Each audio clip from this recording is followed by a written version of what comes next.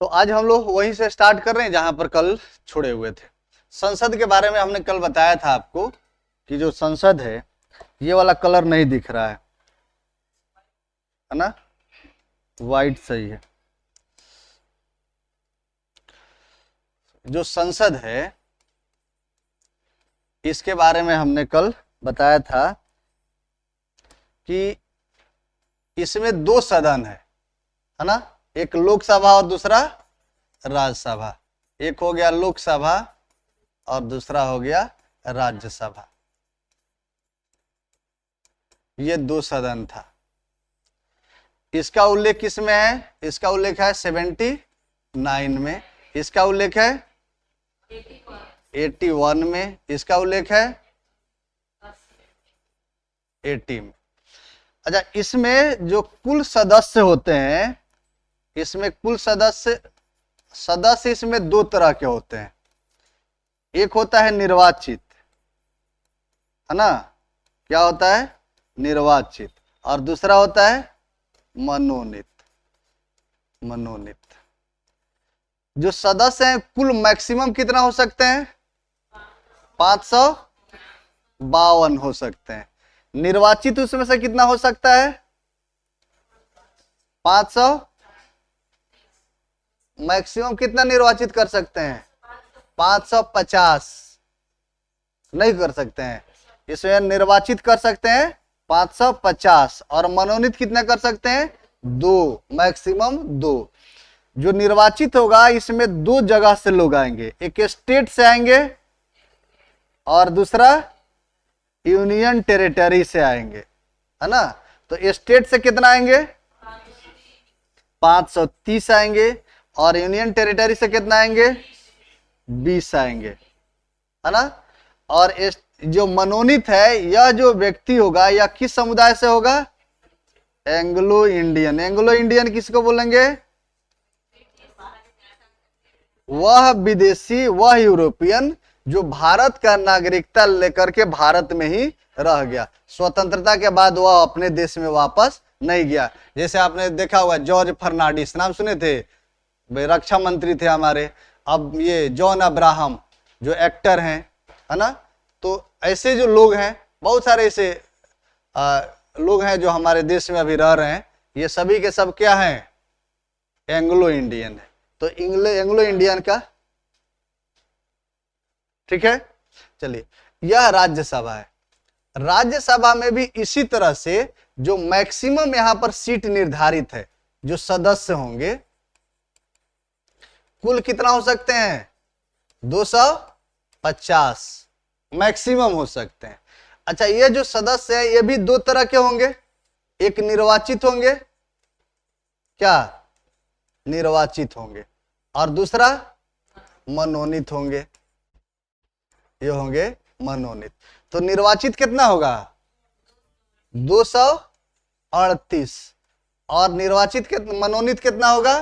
12, maximum 12। अच्छा, जो 238 होगा इसका चुनाव कौन करेगा?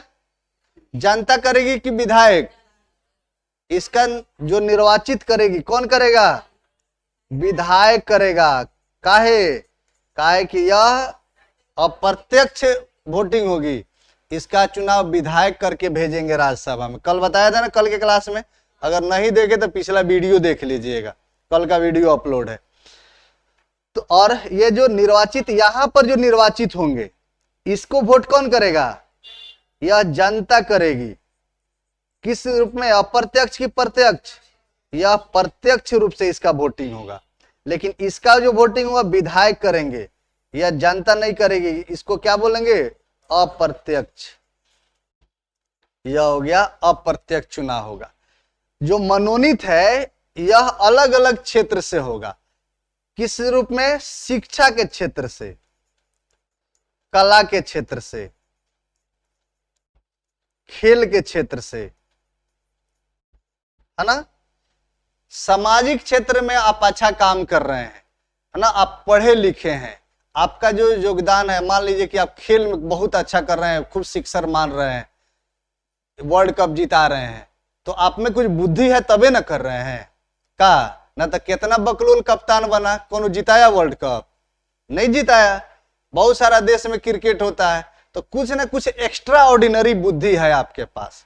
जैसे मान लीजिए कि आप कला के क्षेत्र में बॉलीवुड में आप ऑस्कर ले रहे हैं, क्या इतना अच्छा अच्छा फिल्म बना रहे हैं कि सब का सब सुपर डुपर हिट हो रहा है, तो कुछ ना कुछ बुद्धि है ना आपके पास। आखिर फिल्म बनाने वाला तो कितना डायरेक्टर है, तो सब हिट होता है? नहीं होता है। तो इसमें जो आपके पास एक्स्ट्रा जो दिमाग है, अगर वो दिमाग लगा दिया जाए देश के विकास में, तो उसका कुछ फायदा मिलेगा कि नहीं मिलेगा? इसीलिए यहां पर एक प्रोविजन किया गया कि इस तरह के जो लोग हैं जो किसी खास क्षेत्र में खूब अच्छा कर रहे हैं प्रदर्शन, उन लोगों को राष्ट्रपति चुन करके, मतलब मनोनीत करके और ला देंगे कहां पर? राज्यसभा में। और ये जो राज्यसभा होगा, यहीं पर बैठ करके वो अपने शिक्षा का जो योगदान है वह देश के लिए देंगे। जैसे आपने देखा होगा रेखा को देखे ना, रेखा कई फिल्में दी हैं जो सुपरहिट रही है, तो राष्ट्रपति उसको चुन करके यहाँ भेज दिए। सचिन तेंदुलकर को देखिए, क्रिकेट का भगवान कहा जाता है उनको। पहला व्यक्ति है जो वनडे क्रिकेट में दोहरा शतक मार दिया। क्या लोग एक शतक के लिए सोचते थे, वो दो शतक मार दिया एक के बार में। तो अब तो बहुत सारा लोग रहा, लेकिन पहला बार कौन मारा? वही मारा। तो उनके पास बहुत सारा रिकॉर्ड है। तो राष्ट्रपति सोचे कि भाई इनका जो एक्स्ट्रा वाला बुद्धि है, जब लगा लगा करके इतना ही लगातार ठोके जा रहे हैं, इसका अगर देश के विकास में लगा दिया जाए तो कुछ फायदा होगा कि नहीं होगा? तो उनको चुन करके ला दिया कि नहीं राज्यसभा में। तो ऐसे लोग अच्छा ये बनने को बन जाते हैं, लेकिन फालतू में जाते उते है नहीं। हमारा जो विचार है, हालांकि जो संविधान निर्माता जो थे उनका उद्देश्य अच्छा था, है ना, लेकिन ऐसे जो लोगों को हम चुन कर वहां भेज देते हैं ना, ये अपना टाइम में वहां नहीं दे पाते। इनका टाइम कीमती है।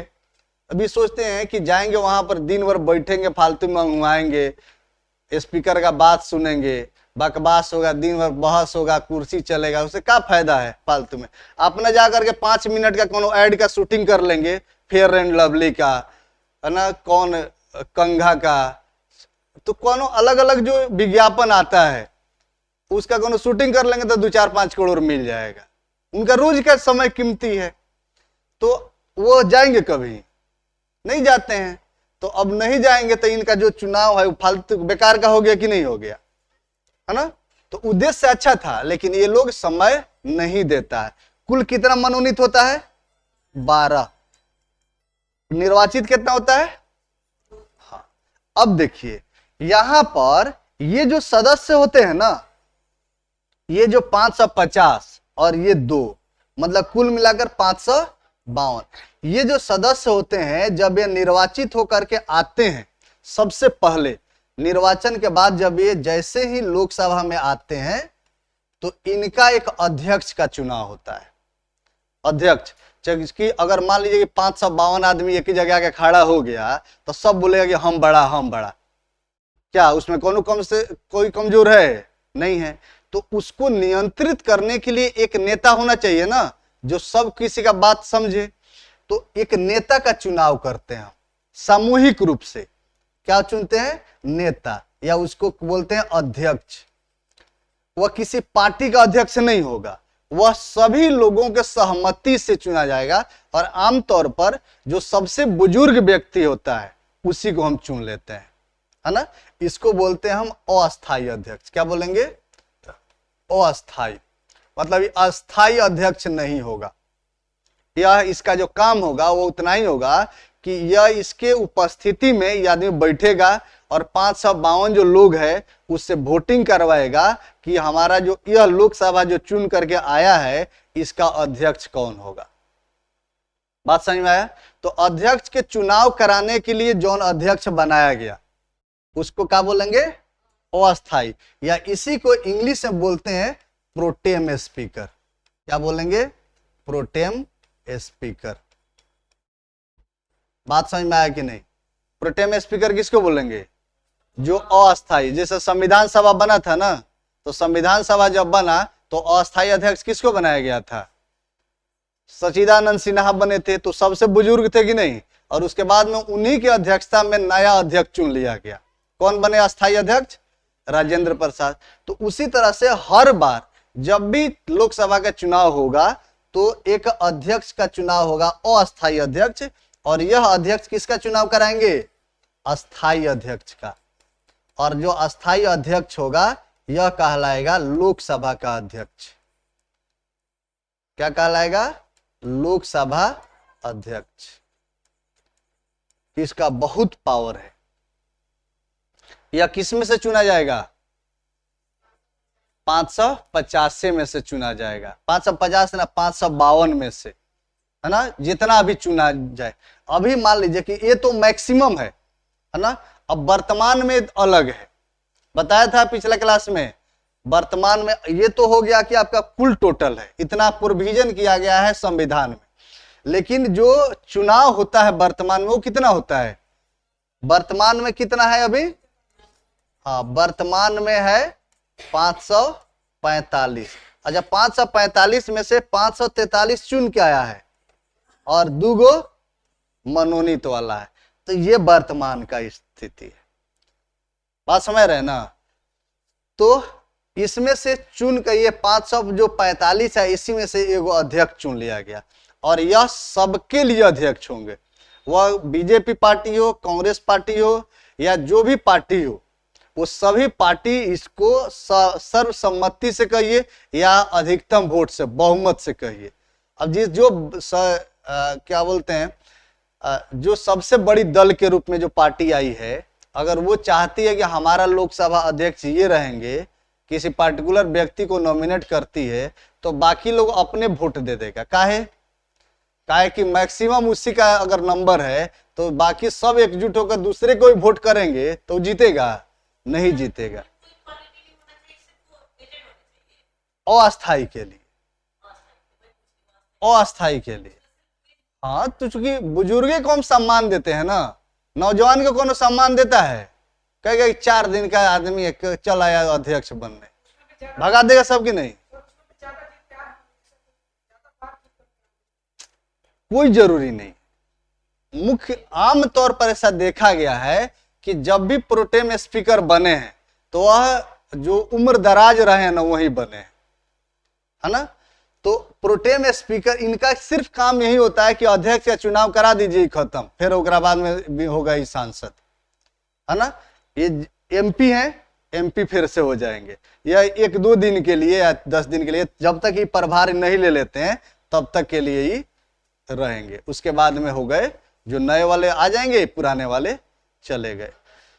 तो जो लोकसभा का अध्यक्ष है यह अस्थायी तौर पर यह अपना काम करते रहता है। यह एक सांसद है, एमपी के रूप में इनका चुनाव होता है और एमपी आपस में मिल करके अध्यक्ष का चुनाव कर लेते हैं। इसलिए इनका जो वेतन है, जो भत्ता है, वह सब के सब एमपी के रूप में ही दिया जाता है ना।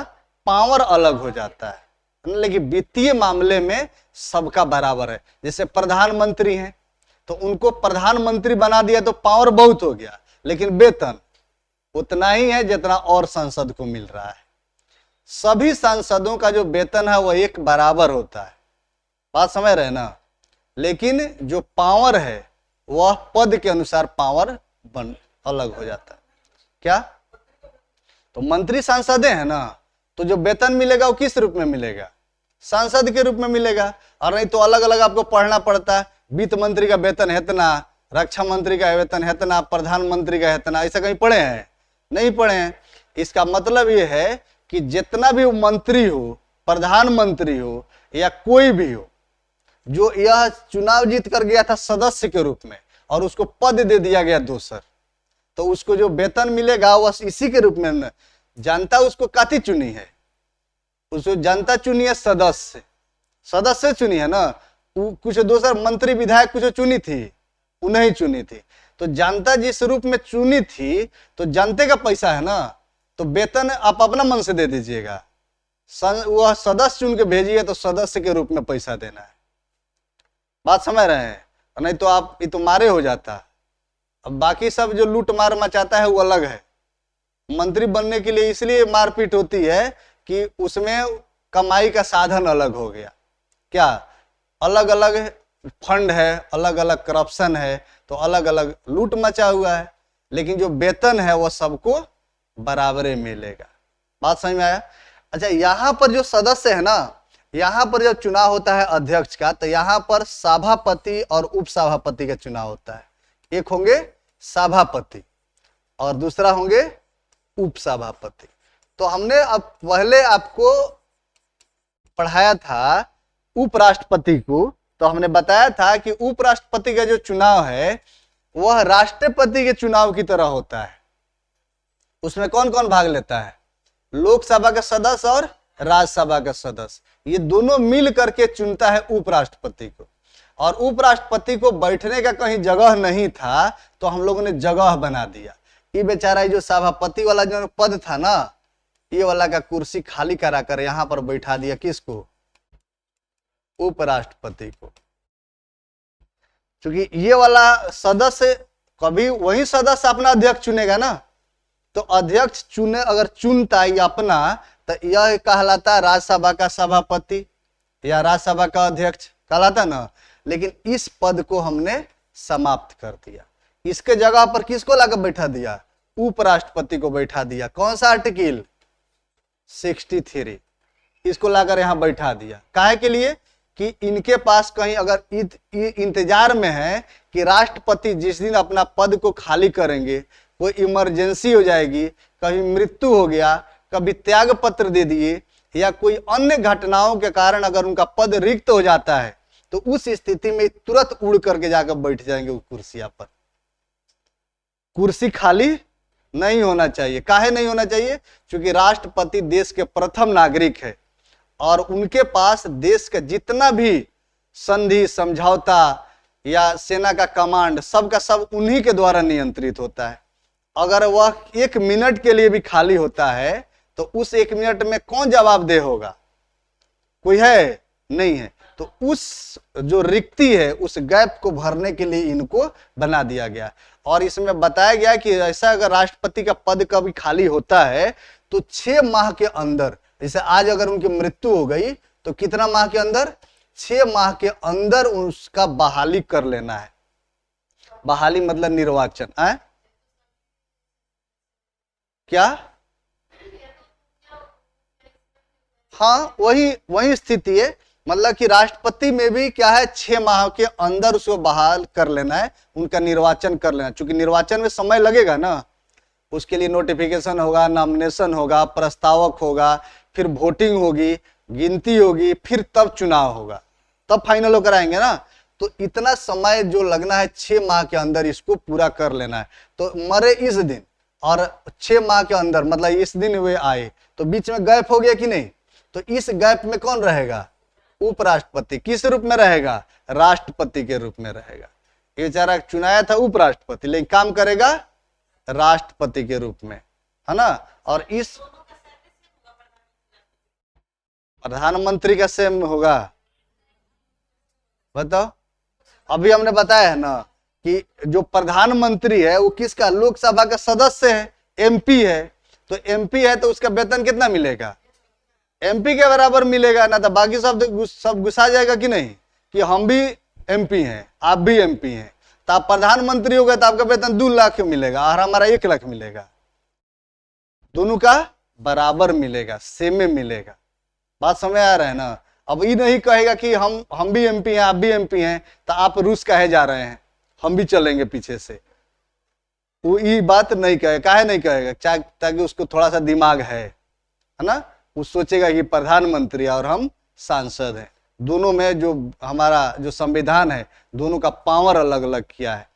वास्तविक रूप में जो कार्यपालिका का जो पावर है वह प्रधानमंत्री में निहित है। सभी लिखा गया है। आर्टिकल जो 52 है, अनुच्छेद 52, उसमें लिखा गया है कि जितना भी कार्यपालक शक्तियां होगी वह राष्ट्रपति में निहित होगा। जितना भी संधि समझौता होगा वह किसके नाम से होगा? राष्ट्रपति के नाम से होगा। लेकिन इस संधि समझौता करने कौन जाता है? प्रधानमंत्री जाता है। प्रधानमंत्री जाएगा, वहां लिखवाएगा कि मैं फलाना द्रौपदी मुर्मू और व्लादिमीर पुतिन के बीच यह समझौता हुआ। और समझौता पर दस्तखत कौन कर रहा है? प्रधानमंत्री कर रहा है। बिहाफ ऑफ द्रौपदी मुर्मू लिखेगा यहाँ पर प्रधानमंत्री। बिहाफ ऑफ द्रौपदी मुर्मू कहने का क्या मतलब है? कि उनके, हाँ, उनके सापेक्ष हम, मतलब उनके रिप्रेजेंटेटिव के रूप में हम साइन कर रहे हैं, उनका रिप्रेजेंटेटिव है। तो वास्तविक रूप में कौन हो गया? प्रधानमंत्री हो गया ना। प्रधानमंत्री जाए कौन का हत्या कर दे चाकू मार के, तो क्या माना जाएगा? हत्या कौन किया? प्रधानमंत्री, राष्ट्रपति, उसी के बिहाफ में काम कर रहा है ना। लेकिन ऐसा नहीं है, कानून इतना पागल नहीं है। हालांकि पद पर रहते हुए उन लोगों को गिरफ्तार नहीं कर सकते अगर हत्या भी हो जाए उनसे तो। अच्छा देखिए, संविधान निर्माता कितना होशियार था, ये लिख दिया कि भाई देश का प्रथम नागरिक है राष्ट्रपति, अगर उनसे कोई गलती हो गया, किसी का हत्या करिए दिए, तो अब ऐसा नहीं कि पुलिस जाएगी और उनको घसीट के लिए जेल में बंद कर देगी, बेइज्जती हो जाएगा कि नहीं। देश के प्रथम नागरिक हैं, सेना के कमांडर हैं, सभी कार्यपालक शक्तियां निहित है, अब ऐसा लोग को आप जेल में बंद कर दीजिए तो गड़बड़ हो जाएगा। या फिर अगर मान लीजिए कि उनको फांसी दे दे, न्यायालय दे दे उनको फांसी, और उनके पास आर्टिकल 72 है, वो कहता है कि इनके पास है क्षमादान की शक्ति, तो अपन सजा माफ कर देंगे कि नहीं? अरे राष्ट्रपति, ये सुप्रीम कोर्ट कह दिया कि इस आदमी को फांसी दे दीजिए, और जब उधर से फाइल आया तो बस साइन कर दिया कि मैं अपना फांसी माफ करता हूं, और साइन कर दे, तो उसको फांसी होगा? नहीं होगा। तो फिर वो बच जाएगा कि नहीं बच जाएगा? कोई भी व्यक्ति बचे नहीं। संविधान निर्माताओं ने क्या किया, लिखा कि जब तक ये पद पर रहेगा तब तक फांसी नहीं होगी, लेकिन जिस दिन पद से हटेगा उसके बाद इसके ऊपर कोर्ट में केस चलेगा, और जो दोष, अगर जो दोष है सिद्ध हुआ, अगर फांसी होना है तो होगा इस व्यक्ति को। तो सबके साथ बराबर न्याय हुआ कि नहीं हुआ? वो आप राष्ट्रपति रहिए चाहे आम नागरिक रहिए, अगर अपराध किए हैं तो सजा मिलेगी। आज नहीं मिलेगी, कल मिलेगी, लेकिन मिलेगी। बात समझ रहे ना? तो यहां पर जो सभापति है वह किस रूप में है? उपराष्ट्रपति। जो उपराष्ट्रपति होते हैं वह राज्यसभा का सभापति के रूप में काम करते हैं। सभापति का जो पद है, इस पद पर यह रहते हैं। अब रह गया एक उपसभापति का। तो जो सभापति वाला जो जिम्मेवारी है ना, तो यह हमेशा ही अध्यक्ष अपने में से नहीं चुना जाता है।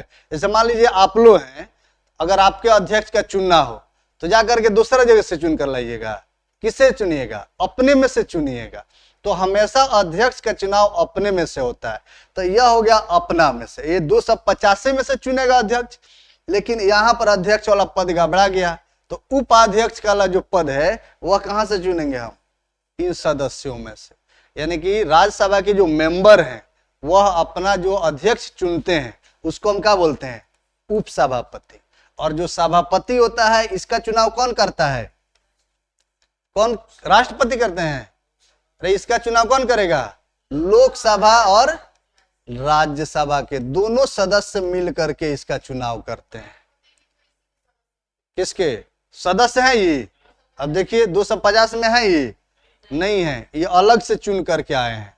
ये बेचारा गेस्ट है, इनको सम्मान के साथ हमने वहां बैठा दिया है कि जब तक आपका वहां काम नहीं आता है तब तक आप यहीं पर बैठे रहिए, तब तक है सब कुछ है, सब 250 बड़ा बैठा है, यही सबसे बतियाइए।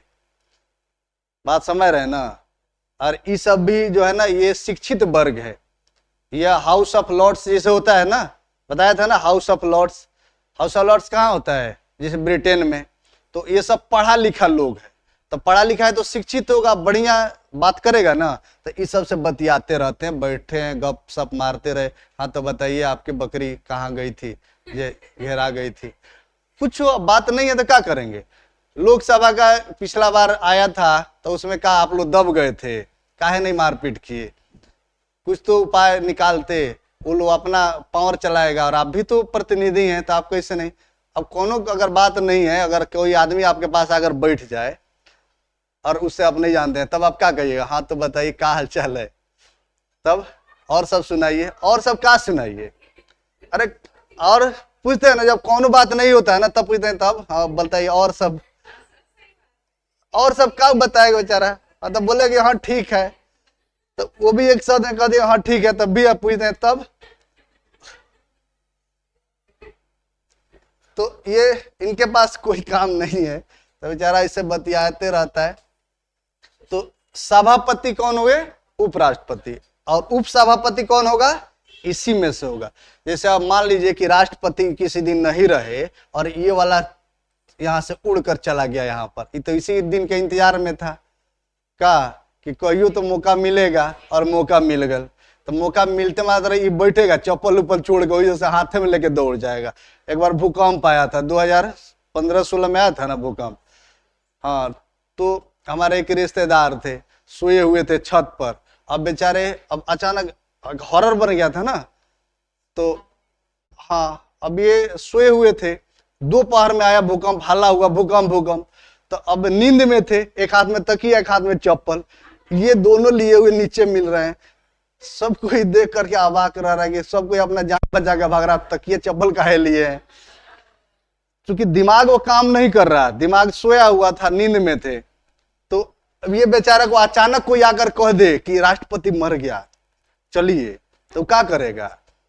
तुरंत अपन झोरा उरा बिगेगा कि तो आप लोग बतियाइए, पहले हम आते हैं उधर से, चल जाएगा। तो ये जैसे खाली होगा तो ये वाला जो उप सभापति है, अब ये सभापति के रूप में काम करने लगेगा। मतलब कि वहां का जो अध्यक्षता है वो कौन करेगा? उप सभापति। मान लो उप सभापति भी मर गया किसी दिन, तब तो इसके नीचे 15 सदस्यों का पैनल बनाया गया है। कितना सदस्य का? 15 सदस्यीय पैनल रहता है। मतलब सीनियरिटी के आधार पर, एक सीनियर, उससे नीचे वाला सीनियर, उससे नीचे वाला सीनियर। तो कि अगर मान लीजिए कि ये उप सभापति नहीं रहा तो उसके नीचे वाला जो पैनल का लोग है वो बनेगा सभापति।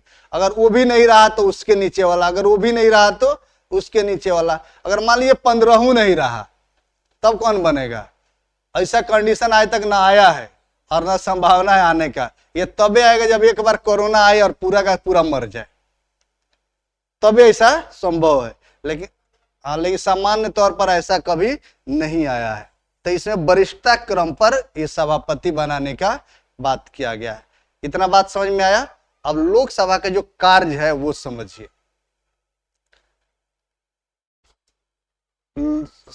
लोकसभा का कार्य, अब सीधे सीधे हम लोग चल रहे हैं लोकसभा में।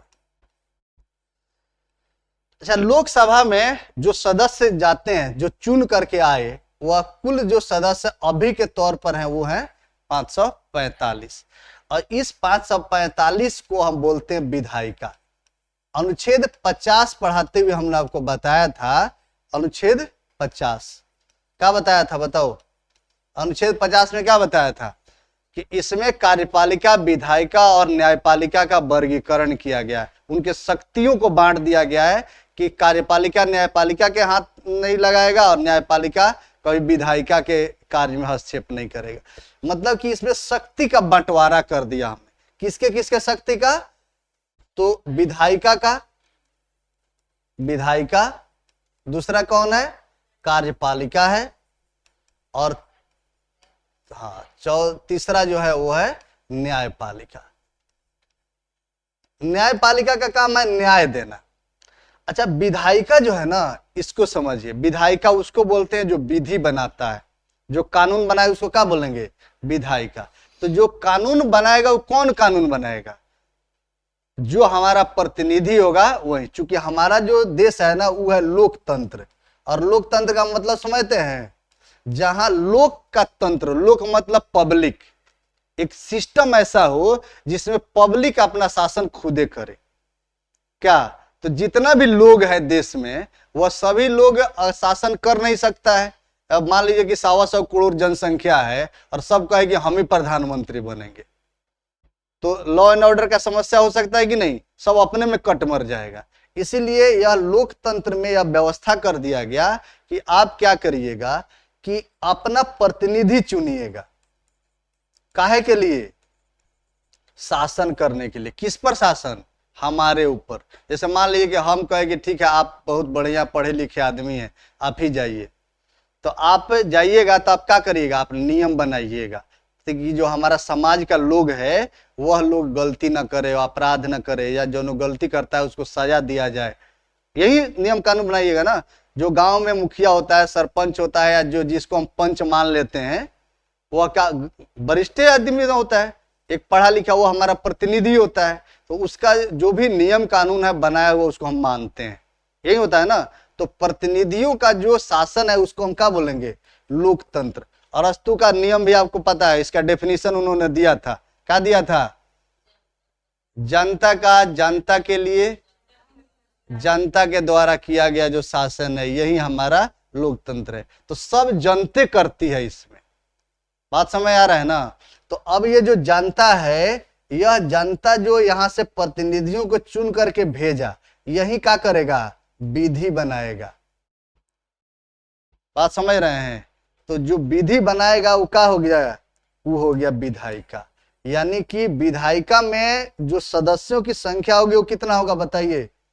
कुल सदस्य कितने? मैक्सिमम कितना हो सकते हैं? 52। यही लोग है जो कानून बनाने वाला है ना? अच्छा, ये जो 552 है, अभी कितना रह गया इसमें? 545। तो ये जो 545 है, इसी में से अब कुछ लोग है जिसको मंत्री बना दिया जाएगा। जैसे मान लीजिए जो 545 है में तक कई पार्टी है ना? बीजेपी है, कांग्रेस है, जदयू है, आरजेडी है, तृणमूल कांग्रेस है, बहुत सारी जो पार्टियां हैं, यह सभी पार्टियां का जो सदस्य है वो है 545। तो इसमें जो सबसे बड़ा दल होगा, जो उसको बोलेंगे हम बहुमत दल। क्या बोलेंगे? बहुमत दल। तो जो बहुमत दल वाला होगा, इसका एगो नेता होगा कि नहीं? अरे जो भी दल होता है उसका नेता होता है कि नहीं? तो बहुमत दल वाले नेता को जब ये चुनाव जीत कर जाएगा, तो इस नेता को राष्ट्रपति क्या करते हैं? राष्ट्रपति क्या करेंगे? इसको इनवाइट करेंगे। काहे के लिए? खाने के लिए? काहे के लिए? सरकार बनाने के लिए। इसको कहेंगे कि आप सरकार बहुमत सिद्ध करिए।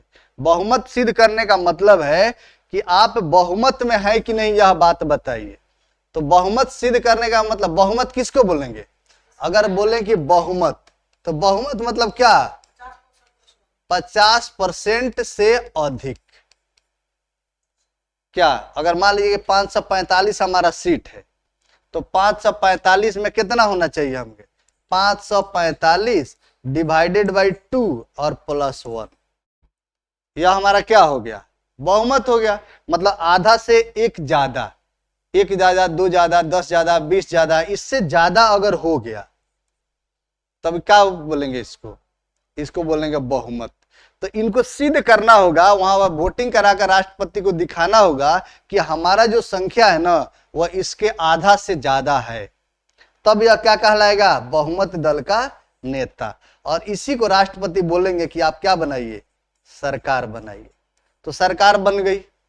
तो सरकार इसलिए बनेगी क्योंकि देश में जो विधायिका, ये जो विधायिका है, ये सारा जो 552 लोग हैं, यह आए हैं संसद में, तो यही लोग बनाएगा कानून। बात समझ रहे हैं? इनको जनता काहे के लिए भेजी है? विधि बनाने के लिए भेजी है। तो यह विधि जब बनाएंगे तो इसको लागू कौन करवाएगा? कोई ना कोई कराएगा ना। तो यह जो जिम्मेवारी है, यह है राष्ट्रपति को। कानून बना करके उसको लागू कराने की जिम्मेवारी किसकी है? राष्ट्रपति को। तो राष्ट्रपति अकेले पूरा देश भर में कानून लागू नहीं करवा पाएंगे। कभी सुने हैं ना कि अकेले चाना भाड़ फोड़ता है?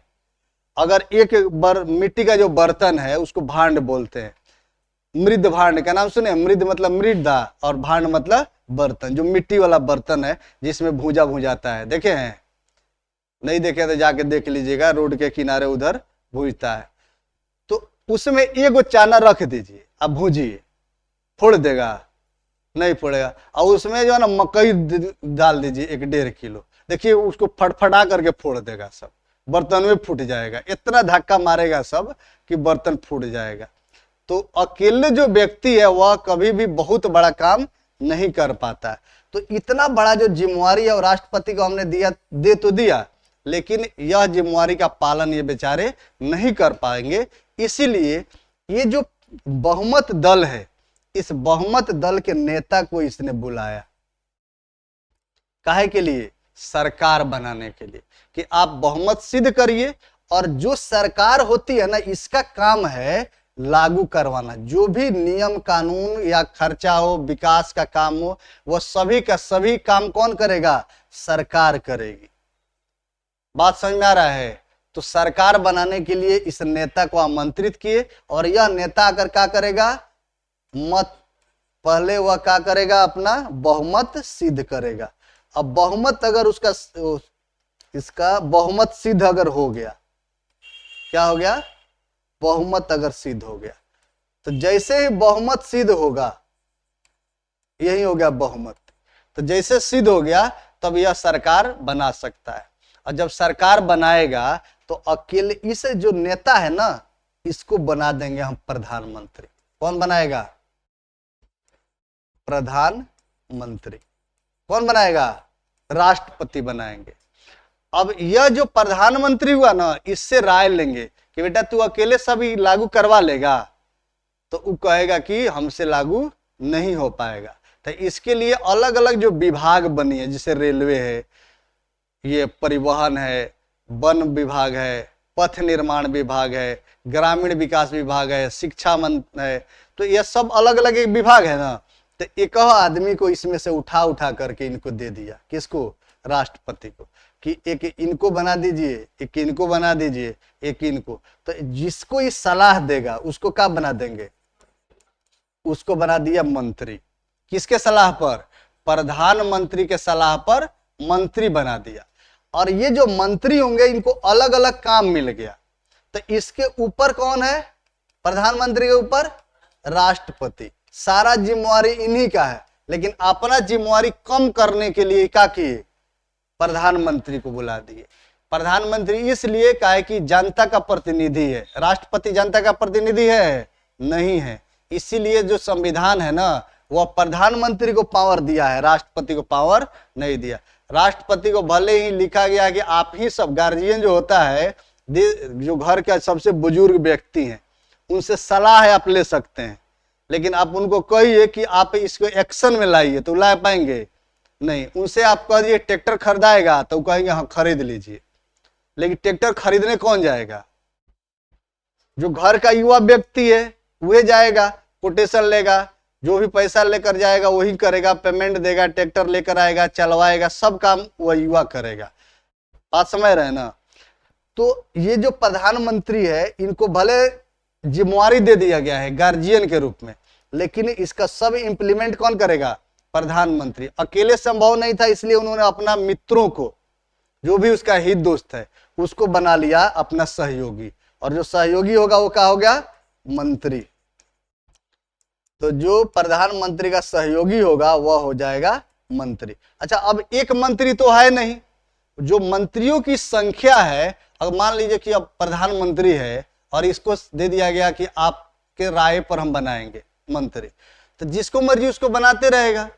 मान उनको बना दिया, उनको बना दिया, तो बाद में मौसी का फोन आ रहा है कि हमारे बेटा रहे, ओकरा का मंत्री ना बनैले है, तो उ कहा ठीक है मौसी ओकरो को बना देते हैं, उसका ही बना दिया। फुआ का फोन आया, उसको ही बना दिया। मामा का आया, उसको ही बना दिया। बाद में चाचा खिसिया गया कि तो अपने नु चिन्हत है, हमरा के थोड़े चिन्ह, तो कहा कि चाचा तोरो बेटा हो, तोरो के बना देते। तो अलग अलग अब कितना मंत्री बने, पूरा पता चलेगा कि 552 में, उसमें एक आगे पीछे से चिमटी काटे कि हम दुश्मन बने, हम क्या कहने बना रहे हैं। तो धीरे से ठोक दिया कि रुकिए ना, अभी है फरिया लेने दीजिए, साँझ के आइए बतियाते हैं, सेटिंग हो जाएगा कि नहीं हो जाएगा। तो इसीलिए क्या हुआ कि इतना ना मंत्री बना रहा था सब, इसमें गठबंधन की सरकार होता था। अब अलग अलग पार्टी है ना, सब अपन अपन मुंह फुलाता था कि वो सांसद है, हम सांसद है, हमरो उतना ही वोट का कीमत है, तो हम मंत्री काहे नहीं बनेंगे, हम नहीं दीजिएगा तो हम अपना समर्थन वापस ले लेंगे, सरकारें गिरा देंगे, हमेशा धमकी आता था। तो प्रधानमंत्री क्या करते थे कि सबको एक लाइन से बना देते थे प्रधानमंत्री, 200-300, जितना इसमें समर्थन चाहिए था सबके सब मंत्री बन गया। अब ऊपर लाल एक जो बत्ती मिलता था ना, सब मंत्री सबको लाल बत्ती मिल जाता था, शिवलिंग की तरह भुकुर भुकुर भुकुर भुकुर पूरा देश भर में घूमते रहिए। एक सायरन भी मिल जाता था, देखते ना। अब आदमी जा रहा है बाजार में, पीछे से पीछे आकर क्वाक से बोला, आदमी डर जाता था कि ई का है।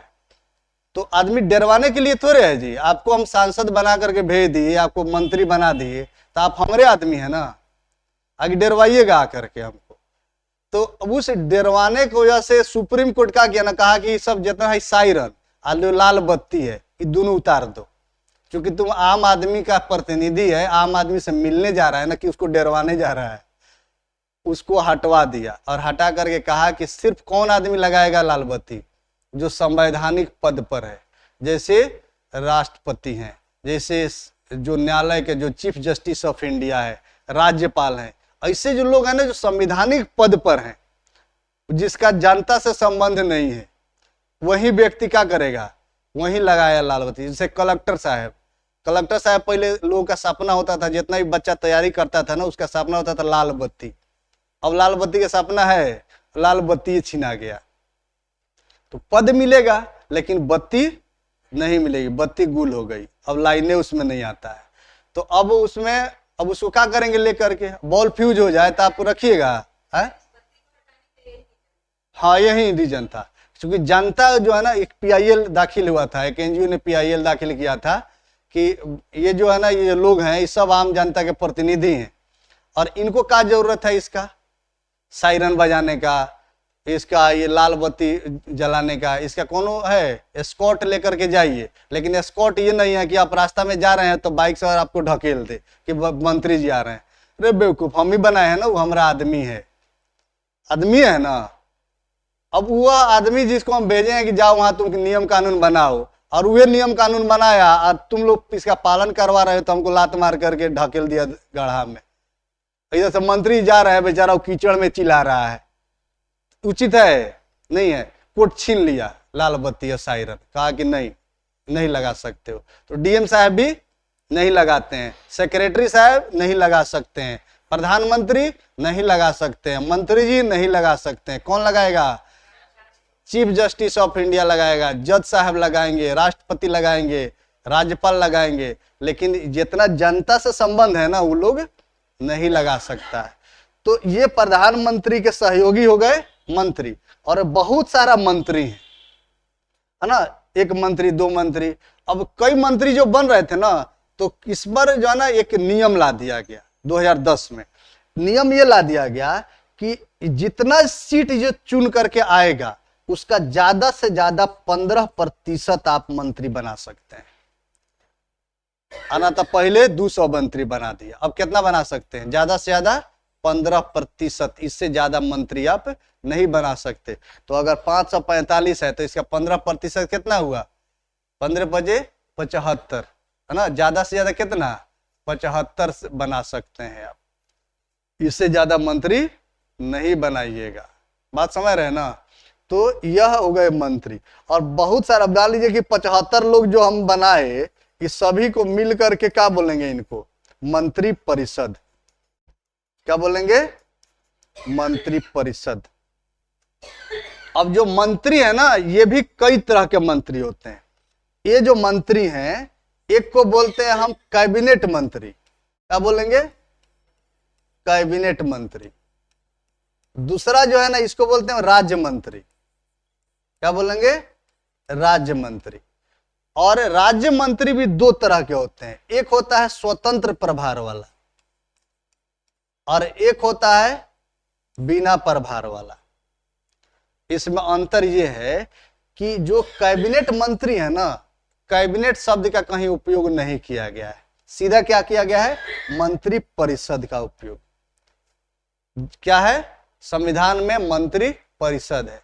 अच्छा, इस मंत्री परिषद में जो भी मंत्री शामिल हैं उस सब के सब क्या कहलाएंगे? हमने इनका नाम रख दिया कि आप हैं कैबिनेट मंत्री। बात समझ रहे हैं? तो सबको बंद कर दीजिए।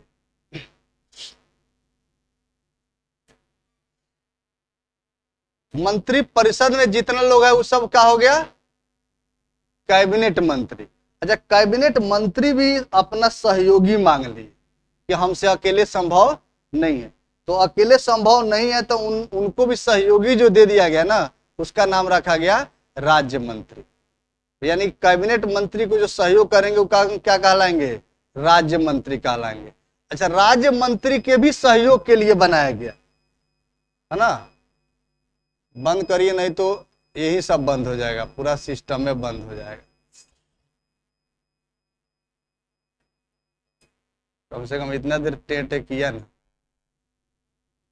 इसको भी बंद कर दीजिए, नहीं तो आप लोग कहिए कि अपने हवा खा रहे हैं। हालांकि कितना सुंदर हवा लग रहा है, देख रहे हैं ना।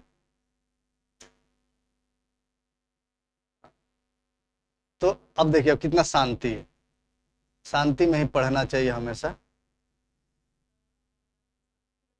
हाँ, वहां पर खूब शांति था। गर्मी में कभी पढ़ कर देखिए, आप पसीना गिर रहा हो और पढ़ाई कर रहे हो, बहुत उसमें समझ में आता है। कभी दिल से पढ़ कर देखिएगा।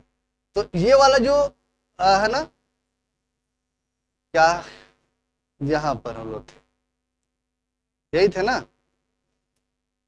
तो ये मंत्री जी के जो सहयोगी हैं, इनको बोलेंगे हम एक तो इसको बोलेंगे कैबिनेट मंत्री। क्या बोलेंगे? कैबिनेट, कैबिनेट मंत्री। अच्छा, कैबिनेट मंत्री के सहयोगी होंगे, इनको क्या बोलेंगे? राज्य मंत्री। और जो राज्य मंत्री का सहयोगी होगा उसको वो दो तरह का होगा राज्य मंत्री। एक को बोलेंगे स्वतंत्र प्रभार, मतलब ये जो कैबिनेट का होगा, कैबिनेट मंत्री का जो सहयोगी होगा उसको बोलेंगे स्वतंत्र प्रभार, है ना। और जो इसका सहयोगी होगा, इस स्वतंत्र वाले को, है ना, उसका कोनो पावरे नहीं होता है। जैसे मान लीजिए कि यह जो स्वतंत्र प्रभार वाला है वो डिसीजन ले सकता है, वो कहीं जा रहा है ना तो अपने मर्जी से कुछ काम करवा सकता है। लेकिन ये जो व्यक्ति होगा ना जिसके पास स्वतंत्र प्रभार वाला नहीं लगा है, सीधे राज्य मंत्री का उसको दर्जा मिला है, स्वतंत्र नहीं है वह, तो यह क्या करेगा कि यह इनको सलाह देगा, सिर्फ सलाह दे सकता है लेकिन एक्शन नहीं ले सकता। अच्छा, ये जो जितना भी राज्य मंत्री हैं, अगर राष्ट्रपति को मीटिंग बुलाते हैं या मंत्री परिषद का बैठक होता है तो ये लोग भाग नहीं ले सकता है। सिर्फ कौन जाएगा? सिर्फ कैबिनेट जाएगा। तो ओरिजिनल मंत्री ये है ना, बाकी लोग का कोनो वैल्यू नहीं है। तो ये जो मंत्रिमंडल है इसमें कोई हो सकता है प्रतिनिधि में से, इसी में से जो 545 है ये, या फिर राज्यसभा का 250 गो, है ना, इस दोनों में से मिला करके किसी को ले सकते हैं। बात समझ आ रहा है? अगर आप प्रधानमंत्री को लगता है कि ये 545 है ना, यह योग्य नहीं है, तो वह चाहे तो जो राज्यसभा है में 200, राज्यसभा का जो 250 है उस राज्यसभा से भी वह ले सकता है किसी के रूप में, वो कैबिनेट मंत्री हो या प्रधानमंत्री। प्रधानमंत्री तो वह बनेगा जो बहुमत दल का नेता होगा, लेकिन प्रधानमंत्री का सलाह देता है कि राज्यसभा का कोनो व्यक्ति सदस्य है उसको आप मंत्री बना दीजिए, तो राष्ट्रपति उसको मंत्री बना देंगे। बात समझ रहे हैं? यानी कि जो मंत्री का गठन होगा, जो मंत्रिमंडल बनेगा, उसमें सदस्य जो होंगे वह लोकसभा के भी हो सकते हैं और राज्यसभा के भी हो सकते हैं। यानी कि जो मंत्री परिषद है, इसका स्ट्रक्चर एक बार देख लीजिए कि जो मंत्री परिषद होगा, इस मंत्री परिषद में यह मंत्री परिषद किसके सलाह पर बनेगा? प्रधानमंत्री के सलाह पर। सलाह पर कौन बनाएगा? राष्ट्रपति बनाएंगे राष्ट्रपति, है ना। अब ये सलाह दे रहा है कि जिसको बनाने के लिए सलाह दिया उसी व्यक्ति को बनाएंगे। अब ये मान लीजिए कि जो मंत्री परिषद है, यह जो लोग आएंगे यह संसद है। संसद में दो सदन है, एक राज्यसभा है, राज्यसभा, और दूसरा है लोकसभा। दो सदन है। अच्छा, इस दोनों सदनों में से हम बात कर रहे हैं कि जब प्रधानमंत्री मंत्री बन गए उसके बाद ये चाहें तो राज्यसभा से भी ले सकते हैं या लोकसभा से ले सकते हैं। इस दोनों में से जिसमें से इनको इच्छा करता है ना, उस में से यह मंत्री परिषद में शामिल करा देंगे, बना सकते हैं। मतलब कि अगर बहुमत दल जो है वह अपना नेता राज्यसभा में से चुन लेता है, तब वह प्रधानमंत्री बन सकता है ना। अच्छा, यहां पर देखिए जो निर्वाचन होता है, इस निर्वाचन के दौरान अगर जो निर्वाचन हुआ तो दो कंडीशन हो सकता है, एक हार हो सकती है या जीत हो सकता है। हम चुनाव लड़ने जा रहे हैं तो हार भी सकते हैं या जीत सकते हैं। मान लीजिए कि हम प्रधानमंत्री के कैंडिडेट हैं और इस समय जा रहे हैं चुनाव लड़ने, और जहां पर गए चुनाव लड़ने वहां का जनता हरा दिया हमको, तो अब बहुमत दल के नेता हैं और चुनाव हार गए, तो चुनाव हार गए तो प्रधानमंत्री बनेंगे? नहीं बन पाएंगे। तो संविधान निर्माताओं ने क्या किया कि इसके लिए एक प्लान बना दिया। प्लान ही बनाया कि अगर जीत गया तो सीधे सीधे ही चल जाएगा लोकसभा में, क्या, लेकिन अगर हार गया तो हार गया ना, तो हमारा जो पार्टी का विधायक है सब राज्य में, उस सब विधायक सबसे वोट करवा देंगे। विधायक किसको चुनेगा? राज्यसभा के सदस्य को चुनता है ना, तो विधायक सबसे इसको चुनवा देंगे और चुन करके इसको भेज देंगे कहां पर? राज्यसभा में। ये पिछला गेट से चल गया अंदर संसद में, अगला गेट से जो जिसको जनता टिकट दिया वो एकदम सीना पारा करके कॉलर ऊपर नीचे 3 बार ऐसे करके गया, उसको कोई रोकेगा? नहीं रोकेगा। लेकिन जो हार गया बेचारा मुंह बनाए रह गया, और बाद में जो पार्टी है वह अपना विधायकों सबसे वोट दिलवा करके और पिछला गेट से इसको कहां बुला लिया? संसद में। अब संसद में तो पहुंच गया, अब ये बेचारा प्रधानमंत्री का कैंडिडेट था, बात समझ रहे ना, ये प्रधानमंत्री का कैंडिडेट था लेकिन चुनाव हार गया था। तो अब जब यहां पर आया तो हाँ, बहुत सारे लोग, मनमोहन सिंह तो चुनाव नहीं लड़ते थे, उनको राज्यसभा का सदस्य चुन दिया जाता था। इंदिरा गांधी नहीं चुनाव लड़ी, ऐसे ही बनती रही प्रधानमंत्री, है ना, मतलब वो राज्यसभा के सदस्य के रूप में। अब मान लीजिए कि चुनाव अगर हार गया है तो अब ऐसा नहीं ना कि आज चुनाव हार गया अभियान फिर चुनाव होगा, इसके लिए समय लगेगा कि नहीं? तो इसके लिए कितना समय लगेगा? मतलब पहला चुनाव से अगर अगला कोई चुनाव कराना है, मध्यावधि चुनाव कराना है या बीच में कराना है, तो कम से कम कितना समय? 6 महीना। 6 महीना के अंदर में वो चुनाव होता है जो सीट रिक्त रह गया है। तो ये क्या किया कि जो हार गया व्यक्ति उसको हमने बुला लिया राज्यसभा में सीधा सीधे, और उसको हमने क्या किया कि सीधा प्रधानमंत्री बना दिया। बहुमत दल है का नेता बन गया तो राष्ट्रपति उसको क्या बना देंगे? प्रधानमंत्री बना देंगे, इसमें कोई दो राय नहीं है। बहुमत दल का नेता मतलब कि वो प्रधानमंत्री बन गया। अब प्रधानमंत्री बन गया लेकिन चुनाव जीता है? नहीं जीता है। तो वह व्यक्ति आम आदमी है क्या? तो आम आदमी भी अगर चाहे तो प्रधानमंत्री बन सकता है, अगर वह जो जीता हुआ जो लोग है, जो बहुमत दल है, वह चाहा तो किसी भी आदमी को, आपको भी प्रधानमंत्री बना देगा। किसके चाहने से? बहुमत दल को। बहुमत दल अगर जिसको नेता बना लेगा, वह आम आदमी हो या राज्यसभा का सदस्य हो जो पहले जीत कर गया है, या नहीं भी जीता है तो इधर से वह जितवा करके बुला लेगा। कितना दिन के अंदर? 6 माह के अंदर। मतलब कि बाद वह व्यक्ति चुनाव हारियो गया ना तब भी संसद में जाएगा, क्योंकि बहुमत दल उसको नेता बना दिया है। वो जाएगा, चुनाव हारा हुआ है फिर भी जाएगा, और जाने के बाद उसको नेता बना दिया गया, वो प्रधानमंत्री बन जाएगा, है ना। और प्रधानमंत्री बनने के बाद वह 6 महीना तक मंत्री रह सकता है।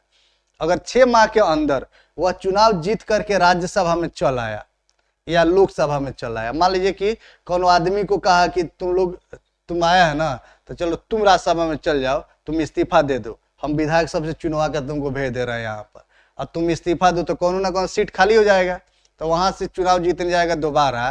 तो लोग जान रहा है ना कि अब तो यही इसका पार्टी है, बहुमत में आ गया है। पहले पता था कि बहुमत में आएगा, पहले पता नहीं था, लेकिन अब जान गया सभी बहुमत में आ गया। आप ही के यहाँ लोकसभा क्षेत्र से कोनो आदमी आ जाए कि हम प्रधानमंत्री बनने वाले हैं, तो आप वोट दीजिएगा कि नहीं? सभी जनता एकजुट होकर के वोट कर देती है। तो दोबारा अगर चुनाव आया प्रधानमंत्री के लिए लड़ने तो लोग उसको जिता देते हैं। तो चाहे तो वह इस्तीफा दिला करके कर ले या स्वयं यहां से राज्यसभा में वह चल जाए। तो वह जो मंत्री परिषद का जो सदस्य है वह राज्यसभा से भी आ सकता है या लोकसभा से भी आ सकता है, या आम आदमी भी मंत्री बन सकता है। लेकिन कंडीशन क्या है आम आदमी के साथ कि 6 माह के अंदर इसको किसी न किसी क्षेत्र से वह चुनाव जीतकर लोकसभा में चल जाए या राज्यसभा में चल जाए। अगर चला जाता है तो यह मंत्री बना रहेगा, अन्यथा 6 महीना के बाद हट जाएगा। हट जाए तभी क्या दिक्कत है? मान लीजिए कि 6 महीना के लिए कोनो मंत्री बना दे बिना चुनाव जीत ले, आप बाद में कही चलो भाई चुनाव हम हार जाएंगे, नहीं लड़ाइए हमको, हाँ हट जाएंगे। सुविधा उविधा मिल गया ना, मिल जाएगा। 6 महीना में बहुत सारा लूट के रख लेंगे, फिर अगला चुनाव में देखा जाएगा। तो ऐसे बनाया जा सकता है, बात समझ रहे हैं ना। तो ये मंत्री परिषद है। मंत्री परिषद का जो हेड होता है वह प्रधानमंत्री होता है। इसी के सलाह पर मंत्रियों की नियुक्ति होती है। और ये जो मंत्री परिषद है ना, यह मंत्री परिषद के साथ, अब देखिए प्रधानमंत्री, मंत्री परिषद, मंत्री परिषद का ही ये भी मेंबर होते हैं, प्रधानमंत्री, मंत्री परिषद और प्लस राष्ट्रपति, राष्ट्रपति है ना। राष्ट्रपति सबसे ऊपर होते हैं। कहां पर होंगे? सबसे ऊपर। मतलब कि यहां से इनको अगर हटा दें, अगर हम कहें कि कार्यपालिका कौन होगा, विधायिका तो समझ लिए ना, विधायिका कौन होगा? जो चुनाव जीत के वहां जाएगा, वो राज्यसभा में जाए या लोकसभा में जाए, दोनों मिल करके क्या कहलाएगा? ये यही कहलाएगा विधायिका। यह है विधायिका, है ना। और ये जो कार्यपालिका है, इसमें जो सबसे ऊपर होंगे वो कौन होंगे? राष्ट्रपति होंगे। इसके नीचे कौन होगा? प्रधानमंत्री होगा। इसके नीचे कौन होगा? मंत्री होगा, है ना। इसके नीचे कौन होगा? सरकारी कर्मचारी होंगे। जितने भी सरकारी कर्मी हैं ये सारे होंगे। बात समझ में आया? तो विधायिका का काम होगा कि विधि बना दो। क्या करना है? विधि मतलब क्या? कानून, विधि बनाएगा। या जब विधि बना देगा तो अंतिम रूप से उस पर दस्तखत करेंगे कौन? राष्ट्रपति। और जब राष्ट्रपति दस्तखत कर देंगे तब यह बन जाएगा कानून। और जब कानून बन गया ना, तो लागू करने की जो जिम्मेवारी है वो है इस कार्यपालिका को। कार्यपालिका क्या करेगा? उसको लागू करवाएगा। तो जब लागू करवाने ही चला बेचारा, तो देखा कि अकेले राष्ट्रपति से संभव नहीं है, तो उसने प्रधानमंत्री को जोड़ लिया और प्रधानमंत्री ने अपना ही सहयोगियों को जोड़ लिया। और जितना भी मंत्री हैं उनके विभागों में जो बहालियां होती हैं, जो सरकारी कर्मचारी हैं, उन सभी कर्मचारियों के माध्यम से अब सबसे नीचे कौन आ गया? सरकारी कर्मचारी, वो प्यून हो चाहे सेक्रेटरी हो, सब के सब क्या है? सरकारी कर्मचारी हैं। एक तंत्र है। यह तंत्र किसके नीचे काम करता है? मंत्री जी के नीचे काम करता है। मंत्री जी किसके सहयोग में काम करते हैं? प्रधानमंत्री के। और प्रधानमंत्री अपने मंत्रियों के साथ में राष्ट्रपति के लिए काम करता है। यानी कि प्रधानमंत्री मंत्री परिषद और राष्ट्रपति के बीच का क्या है? कड़ी है। बताया था ना हमने कि ये जो मंत्री परिषद कोई अगर गलती करता है तो उसका जानकारी राष्ट्रपति को देगा। कौन देगा? मंत्री जी नहीं जाएंगे। कौन जाएगा? प्रधानमंत्री। और यदि राष्ट्रपति को कोई बात कहना है तो किसको कहेगा? प्रधानमंत्री को। प्रधानमंत्री आकर अपने मंत्रियों को कहेगा। बात समझ आ रहा है ना। यह बीच का क्या है? कड़ी है। यह एक कड़ी के रूप में काम करता है। कौन?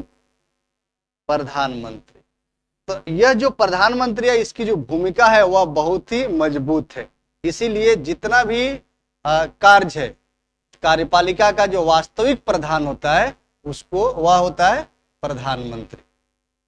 बात समझ में आया? विधायिका कौन है? जो विधि बनाता है, जो राज्यसभा या लोकसभा के सदस्य हैं, जो निर्वाचन होकर के गया है, जिनका जनता से सीधा सीधा संबंध है। कार्यपालिका कौन हुआ? कार्यपालिका में कौन कौन शामिल होंगे?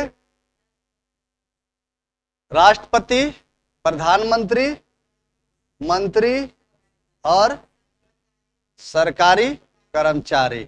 ये सब क्या कहलाएंगे? कार्यपालिका। और जो कार्यपालिका लागू करवा रही है और कौन नहीं मान रहा है, इसको जनता कह रही है कि ना हम नहीं मानेंगे आपके कानून, तो अपराध है ना, और कानून हमने बना दिया, जनता नहीं मान रही है, तो नहीं मानेगी तो अपराध है, तो अपराधी को दंडित करना होगा। तो ये जो लोग हैं, जो कार्यपालिका के लोग हैं, यह क्या करेंगे कि जो सरकारी कर्मचारी हैं, इसमें पुलिस प्रशासन, क्लर्क, किरानी, सारा लोग है ना इसमें, अब ये लोग उसको पकड़ करके ले जाएगा कहां पर, न्यायपालिका के समक्ष, और न्यायपालिका न्याय करेगी कि इसको कौन सजा देना है, या न्याय देने का काम करेगी। न्यायपालिका न्याय क्या देगी, जो कानून बनाया है ना, कौन बनाया है कानून, जो कानून विधायिका ने बनाया है, उस कानून के लिए वह सजा देगा। बात समझ में आया। जैसे मान लीजिए कि आपराधिक कानून है, किसी को गाली नहीं दे सकते हैं, किसी को मार नहीं सकते हैं, मतलब उस शरीर को क्षति नहीं पहुंचा सकते हैं, किसी को आप हत्या नहीं कर सकते हैं, आपने किसी का हत्या कर दिया, तो हत्या कर दिया तो सजा देंगे ना। तो उसमें लिखा हुआ है, जो आईपीसी है उसमें दंड के प्रावधान है, और संविधान में हमने लिखा है कि इसका जीना इसका मूल अधिकार है। तो जीने अगर मूल अधिकार है, इसका मतलब कि प्राण आपका अधिकार है क्या। अगर मान लीजिए कि आपका कोनो नाका के दबा दे, तो आपको सांस लेने का अधिकार है, मतलब जीने का अधिकार है, तो वह एक अपराध है कि नहीं है। तो उसको आप पर वह हत्या या आपका हत्या कर रहा है, तो उस हत्या के लिए उसको दंड देना है। और ये दंड का प्रावधान कहाँ लिखा है, आईपीसी में लिखा हुआ है।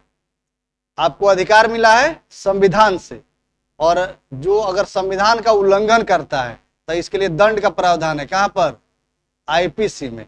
और आईपीसी का जब प्रोसेसिंग होगा, मतलब उसके जरिए जब दंड दिया जाएगा, तो उसको बोलेंगे सीआरपीसी, क्रिमिनल प्रोसीजर कोड। तो सीआरपीसी के अधीन जो न्यायपालिका होगी, यह किसके अधीन काम करेगी, सीआरपीसी। जो सरकारी कर्मचारी, जो पुलिस प्रशासन होगा, यह किसके अधीन काम करेगा, आईपीसी के अधीन। और ये जो लोग होंगे, जो राष्ट्रपति, मंत्री परिषद, ये सारा जो लोग है, यह जब उसके बिहाफ में काम करेंगे, तो यह किसके बिहाफ में, संविधान के बिहाफ में कानून बनाएगा। संविधान के विरुद्ध में कानून बनाएगा नहीं, यह संविधान के बिहाफ में कानून बनाएगा। और संविधान के बिहाफ में जब कानून बना, तो यह कानून के लिए जो दंड के प्रावधान है, वह दंड के प्रावधान किए गए हैं आईपीसी में। अंतर समझ में आ रहा है ना।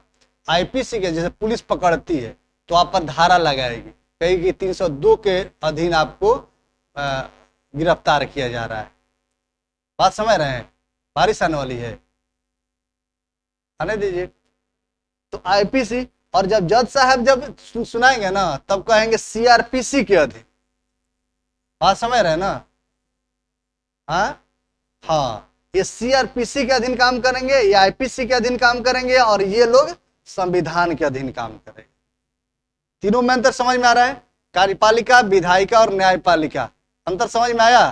तो यह जो काम है, जो ये सारा विधायिका का काम है, इसमें हम लोग विधायिका और कार्यपालिका के काम को पढ़ेंगे। यह जो दोनों लोग हैं, ये कार्यपालिका और विधायिका कहां पर रहेंगे, संसद में रहेंगे। यही संसद में हम लोगों को, जो संसद है, इसके अधीन हम लोगों को पढ़ना है। संसद में हम लोगों को पढ़ेंगे विधायिका को, विधायिका, और दूसरा कार्यपालिका। अब न्यायपालिका अलग चीज हो गया। दोनों में अंतर समझ में आ रहा है ना। हम लोग पढ़ेंगे विधायिका को और कार्यपालिका को। ये दोनों कहां पर है, ये संसद में है ना। तो कल इस पर हम लोग बात करते हैं। हाँ, कौन, जो मंत्री है वह इस विधायिका में से ही आया है ना, तो यह विधायिका का अंग है। बात समझ रहे ना। जो मंत्री होगा वो विधायिका होगा, लेकिन विधायिका मंत्री होंगे। जो दोनों में अंतर समझ में आ रहा है ना। ये विधायिका का सदस्य है, विधायिका का जो सदस्य है वह मंत्री हो सकता है, लेकिन सभी मंत्री विधायिका होंगे कि नहीं होंगे। सभी मंत्री विधायिका हो सकते हैं, लेकिन सभी विधायिका मंत्री नहीं हो सकते हैं। हो गया ना एगो रीजनिंग। हाँ, हाँ, ये रीजनिंग में जब सवाल आएगा मैथ में तब ऐसे होगा कि सभी मंत्री विधायिका के सदस्य हो सकते हैं, लेकिन सभी विधायिका मंत्री। हाँ, मतलब ये है कि ये आपका हो गया विधायिका, इसको पाई चार्ट से समझिए। ये हो गया आपका विधायिका और ये हो गया मंत्री। बात समझ रहे हैं? तो जो मंत्री हैं वो विधायिका के अंदर है कि नहीं है? लेकिन सभी जो विधायिका है वो मंत्री है नहीं है।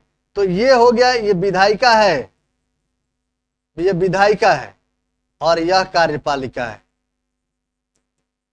कार्यपालिका नहीं, हम मंत्री का बात कर रहे हैं।